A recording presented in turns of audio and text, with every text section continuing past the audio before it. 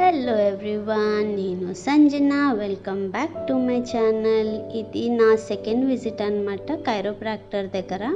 ఇది నా spine x ray. ఈ బ్లూ లైన్ ఏదైతే ఉందో అది యాక్చువల్గా స్పైన్ ఉండాల్సిన పొజిషన్, అండ్ రెడ్ లైన్ ఏదైతే ఉందో అది నా స్పైన్ ఉన్న పొజిషన్ అనమాట.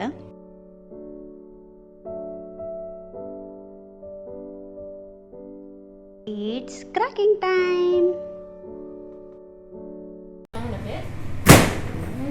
Is that okay? Nice. Yeah, a bit. Okay. Hold that. I'm gonna change your position a bit. This one, then this one straight. I think we have the same socks. Alright. Sorry, yeah. This one up. Okay. You want me to remove the socks? Oh no, it's okay. This one towards the front a bit. Nice. Okay. My legs will be here. My hand will be here. Nice. Let's go to the other side. Oh, I haven't do anything yet. Nice. Okay. Alright.